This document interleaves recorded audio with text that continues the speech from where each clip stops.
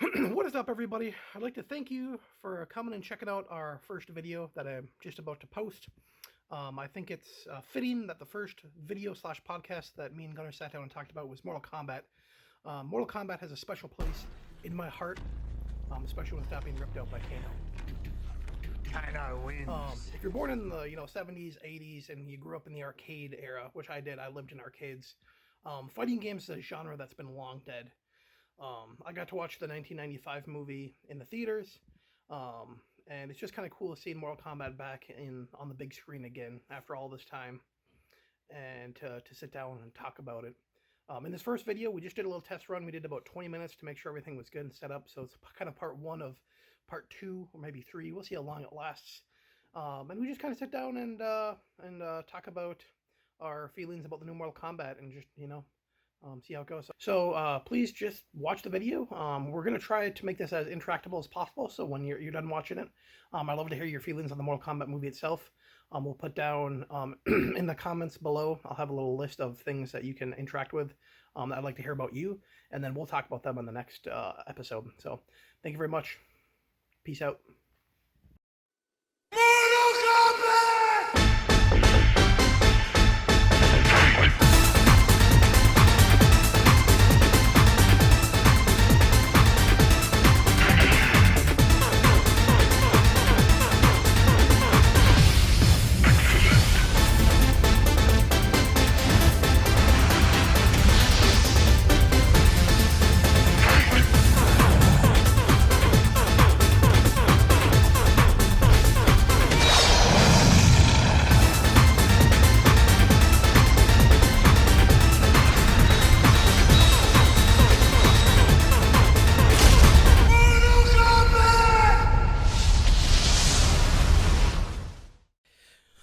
Right. So this is our very first inaugural podcast on my YouTube channel called Max Level. I'd like to thank everyone being here. First, before we move any further, I'd like to make sure that if you've not seen the new Mortal Kombat movie, there will be spoilers. If you have not seen it, please stop watching now, go watch the movie, come back and sit down and enjoy our conversation we're about to have. But just a fair warning, spoilers ahead. So the first thing I'm going to talk about is what is the new Mortal Kombat movie about? So we think it's about the Mortal Kombat tournament. It is not. It actually is a prelude set up to, and possibly the second movie that they come out with, the actual Mortal Kombat movie. So before we get any further, I'm going to say, as a movie, not a Mortal Kombat fan, just sitting down watching an action kung fu type movie, I thought it was a good movie. I'd say a 6 or 7 out of 10, maybe. But tonight, I also have with me a good friend, Gunnar. He's going to talk with us and give me his thoughts on the movie also. Gunnar, what are your thoughts on the movie as a whole? Not as just Mortal Kombat. As an action, I'd still give it around like a 5 or a 6 personally. Yep. Fight scenes, phenomenal, but I find it lacking in story. Oh, yeah. No, the choreography for it is just through the roof. I love the fighting scenes. Every single fight in the movie was amazing. Choreography, great. I thought the acting was really good, but like you said, the storyline, if you've played any of the games, literally the game storyline is almost better than the movie. So that's going to bring us on to the next part. Now, before you hate us or love us, there's two sides to liking this movie or not liking it. And that is, it just does not come off as a good Mortal Kombat movie because it lacks storyline. It jumps around a lot as a movie as a whole, like when you break down storylines for a movie. I don't know if that came across for you also. Well, I actually like it as a Mortal Kombat movie. I think they do a bunch of stuff right as a Mortal Kombat movie. Yeah. It's just not what everyone thought it was going to be going into it. And so with the high expectations that the trailers left a lot of people with, I think a lot of people got let down. Yeah. Even including myself. Oh, yeah. No. Going into it, like I was expecting something other than what I got. Yeah. Well, I mean, all the prelude up to the movie coming out was like, there's going to be fatalities. It's going to be rated R, the bloodiest Mortal Kombat we've seen. Harkening back to the 1995 more kiddie-ish, type Mortal Kombat movie. And they showed us a bunch of the fatalities in the commercials. They're like, I hear Sub-Zero's freezing off Jax's arms. Did they ever show the hat spin fatality before we even got there? from Kung Lao? I don't think they did. I didn't see that in any of the stuff that I saw. Yeah, I don't think I saw that one officially. After reading some articles, I found out that they actually removed like 6 or 7 ridiculously gory or maybe even some fatalities because it was too bloody, that kind of annoys me just hearing that rumor. I was like, that's what it should be. Yeah. We should be seeing tons of that stuff. And there wasn't enough because, like you said, we saw them in some of the commercials and there wasn't that many actually tucked into the movie. It was actually like pretty subpar bloody-wise, you know. So I feel they missed on that mark as a movie of bringing the fatalities out. I wanted to come in and watch a bunch of people just get decapitated and murdered and get their spine ripped out. And like Kung Lao's fatality was amazing, but there wasn't enough of that for me to feel good about it being a Mortal Kombat movie. So then the other thing that people are complaining about, which is understandable, is what exactly is the heart of this movie. So we open up, the very opening scene is the Sub-Zero versus Scorpion, you know, their long battle that's always going on. And again, this is more if you've played the actual video game, so kind of that storyline. So that actually touches back. It's not even a long feud. That is Scorpion's actual origin story. Yep. Where the original Sub-Zero kills his entire clan, and then through his hatred, he's able to remain alive in the Nether Realm and be able to get his powers and get his vengeance. Yep.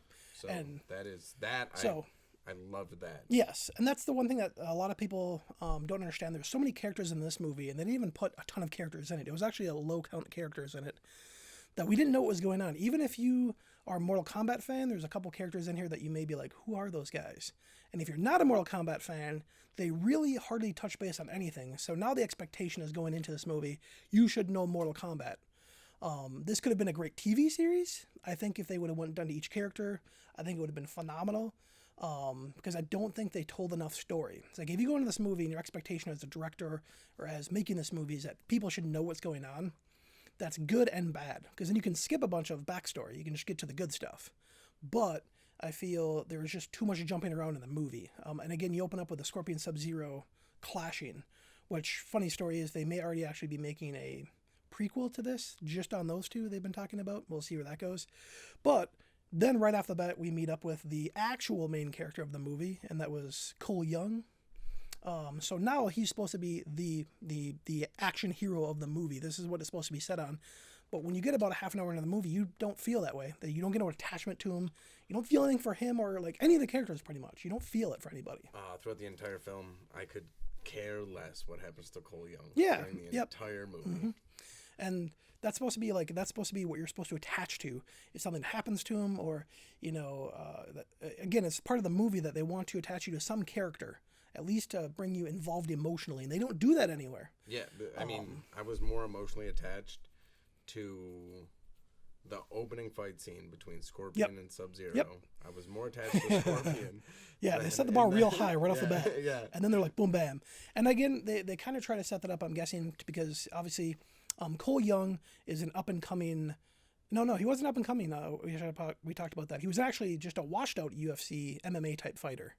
And he's a great, great, great descendant of Hanzori Hasho, whatever, Scorpion's name? Hanzo Hashori? Yeah. That one. But he's a great, great nephew of him. And right off the bat, he gets beat up, I think, in the first fight, that first ring fight. He just gets smoked. Yeah. So you're like, okay, well, this is, most of these movies kind of go in the step. They go like, he gets beat up, he does something, gets stronger, he trains, training montage, Rocky Balboa style, and then he becomes a champion. It's kind of a setup for this. But they don't even do that with him. Nope. So that's also very awkward. So now we don't have an attachment to him. They start jamming characters in the movie left and right. So then we meet, I think like the next one is like Sonya Jax. Jax. You Jax. meet, Jax right away. Jax shows up to like that fight that he loses. And then that's how you're introduced to Jax. And if you know the Mortal Kombat storyline, you know it's Jax the second he shows up. Yeah, I mean, minus the metal arms, right? No. Yeah, because he doesn't have the metal arms yet. So you see him and you're like, all right, well, Jax is there, so... and they just kind of like jam him in there. And again, they kind of do just a very smidge, hardly any backstory to him. He's just Jax. And if you know Mortal Kombat, you know Jax. But if you don't know Mortal Kombat and you see him come on the screen, you're like, what's going on? Who is this guy? So to tie back to what you said about how it could be a great TV show, I think, I honestly think shows like Game of Thrones and the stuff Netflix is doing with like The Witcher is actually detrimental to actual cinema, because that's what everyone says now when a movie comes out. And you have a bunch of characters like you do in Mortal Kombat. Oh, yeah. And so, like, yeah, no, it could have been a better TV show. I think so. I don't want to had an hour-long episode on each character. And I don't want to get sidetracked with that philosophy of TV stories. Star Wars, they have so many characters. The Mandalorian, if you haven't watched that yet, that they actually get to focus on one character per episode, and then like in later episodes, they bring them together as a crew. Yeah. You know, and now you have an attachment to every character. You have an arc that branched off, and that's what I felt like it could have done with this. Yeah, I feel like it would have been great, but yeah. So they throw Jax in there. Next thing you know, we meet up with Sonya and Kano, and this is the next biggest controversy of the movie. If you know any backstory between Sonya and Kano, they are the two, you know, I wouldn't say good versus evil, but they are the nemesises of all nemesises. They hate each other with a passion. Backstory is usually Kano killed Sonya's partner at some point. I don't know if they followed that with this one. They did not, because in this one they have Jax being her partner. Yeah, well, he's always kind of still there, but I don't know if he's just her strict partner, like. As a teamwork. But yeah, usually they're always they would never in their right mind ever work together, ever, period. So they kind of went off base with that right away, which is fine. You know, they can change it up a bit and especially get them in the storyline, which leads us to Sonya and Kano's characters. I thought Sonya just did what Sonya does. I don't think she brought anything else to the camera. I don't think she brought anything else to the movie, storyline-wise. And Kano obviously was their I think Kano comedy was guy. I think Kano was the best character. Yep. Had the best character development throughout the entire film. Oh yeah, no. And then as far as like Sonya goes, the only problem I really had with her character at all is like she's a special forces person. Yeah. But, like is living in a trailer park. Yeah, exactly. Like, so no, if you took Kano out of that movie or his mentality, where he was just the comic relief, that movie would have probably been a 4 on my list, 3 or 4, not being a Mortal Kombat movie, just straight up. Some people did complain that it's just too constant. Like every scene he's in, every sentence is just he pours it on, which is good and bad. Like it got a little old, not too quick, but just enough. And then Kano, he's the leader of the Black Dragons. But they pretty much say he doesn't have any fighting skills in this movie. Like, they pretty much treat him like hot garbage, other than the fact that they triple team Reptile right off the bat. And then he gets to one of the other 2 major fatalities when he rips out, Reptile's heart. And then that was it. And then for the rest of the movie, he's just like a punching dummy until he gets his chi or his whatever you want to call it in the movie. The Arcana. Yeah. And then suddenly he's a fighter, but I'm going to talk about that in a little bit here, too. So then we've got Sonya, Jax, Kano, Cole Young, and then we reach on to Liu Kang. Then Liu Kang gets thrown in there. Now, Liu Kang's one of the fighters in this movie. One of the very few that we see that actually has the martial arts skills. Is a good fighter from the get-go. Already has his Arcana mastered. And as a character, some people like him, some people don't. We have this persona that we see Liu Kang to be, and a lot of people aren't attaching it to the movies Liu Kang. I don't know if you had that feeling. No. I thought it was good. I saw the kid as Liu Kang that they cast, and I thought a lot of people were comparing it back to the old movie, and I was like, no, this kid, I see him, and I see Liu Kang. Yep. And then right after that, we roll into, I believe, Kung Lao makes an appearance. Yep. Kung Lao, I thought, was the best role on there. He had his awesome hat. He teleported, which was amazing.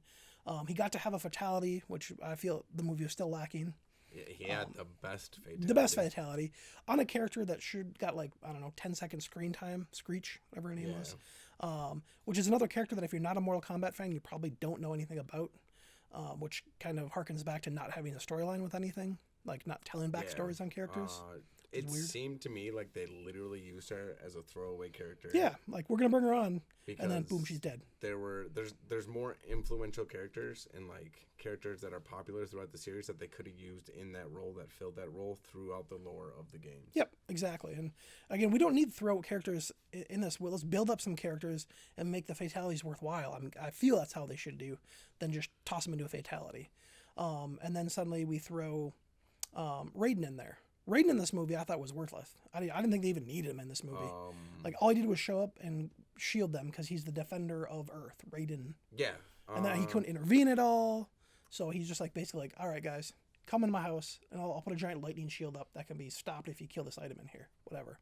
So did not like Raiden at all. I feel he just a character they jammed in there. That's all I saw. So I mean, so Raiden has to show up because he is like the leader of all Earth Realms champions. So it makes sense that he's there. Yep. I don't think he needed to be in the movie nearly as much as he was. Yeah, exactly. I think his screen time is overused. Yep. You don't like the opening scene where you see Raiden, because you do see him in the opening scene, because he's the one who goes and gets Scorpion's like living son Yep. out of that hole. Yep. So you see him there, phenomenal. I saw him there and I was like, awesome. Oh, They yeah. did a great job Yep. there. But as the movie progresses, I'm just like, bah. Yeah, and I feel like that's a lot of almost all the movie goes. As the movie progresses, just so much crap is thrown around, and you're like, what is going on here?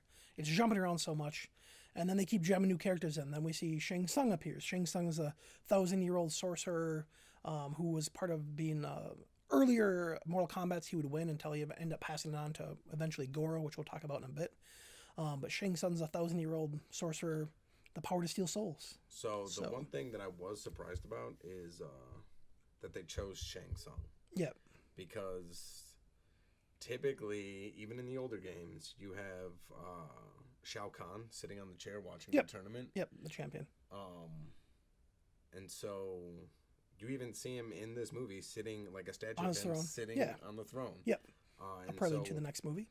so why they didn't choose him to like be the big bad guy? He is Yeah. in the lore. He's like the leader of Outworld. So And again, that's kind of probably how they set up like the original 1995 movie and the terrible Annihilation movie.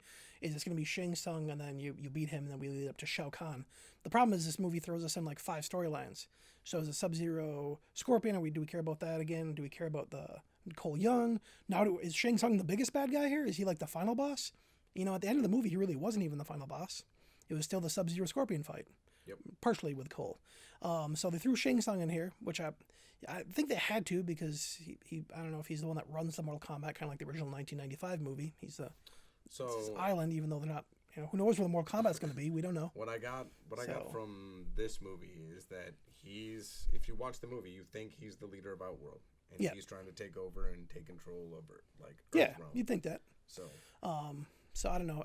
So now we're up to Shang Tsung. He rolls in with his posse being Melina and Hammerman, right? Yep. I call him Hammerman because I'm a Mortal Kombat fan. I don't know who that guy is. Yeah. I didn't even do any research on him. Nope. Just a dude with a giant hammer. You can call me not a Mortal Kombat fan for not knowing that, but this is exactly what I'm talking about. I purposely didn't look him up because of this reason. No clue. And I thought he was going to get Fatality right off the bat. They're like, here's another throwaway character. Well, then we bring in Melina. And Melina, she gets beat up really quick. Like, she comes in, does like a few scenes. She's supposed to be the Shao Kahn's, she's a clone of Katana, who they actually spoil a little bit in. There were some fans, her attack weapon fans. She's the copied sister of Katana, daughter of Shao Kahn. So she's supposed to be a badass in her own right. And she, again, it's just, we threw another character in there just because we could. Well, actually, they threw characters in there because we need to have one to shadow the other character. This character fights this character, shadowed. I will say that I was happy to see Melina get her teleport ability. Yeah, they did do some of those cool abilities, which were awesome to see. But I was disappointed in the way they did her mouth. Yes. She's supposed to be just a chompy face. Yeah. So, yeah. So now they throw those two in there with Shang Tsung. We're not done yet. They're going to throw in another character here, Cabal. I love Cabal. I played Cabal a crap ton in Mortal Kombat 3. He was my favorite character. So when I saw him, I was like, I didn't even know he was going to be in the movie. I was just like mind blown. And he turned out, I liked his voice. I loved his speed ability, just like he has in the game. All around, awesome character. I liked Cabal. I don't know about what you thought. So the only problem I had with Cabal is his banter with Kano. Yeah. Because they are both in the Black Dragon. Kano is supposed to be the leader of the Black Dragon, and Cabal is his like second in command. Yep. And that's how that story is supposed to be. It's like that's their faction. It's them. The one disappointing thing about him was I didn't get to see him do like one of his most infamous moves where he takes those hook swords and just grabs you by the shoulders and just rips you to the ground. Yep. They could have done so many things they could have done with him. So Cabal, I loved him, you know, and then sadly we're on to Goro, which was probably the worst thing about this movie, bringing Goro in. I just read an article before we started this about how Goro was literally the greatest jobber of all time now.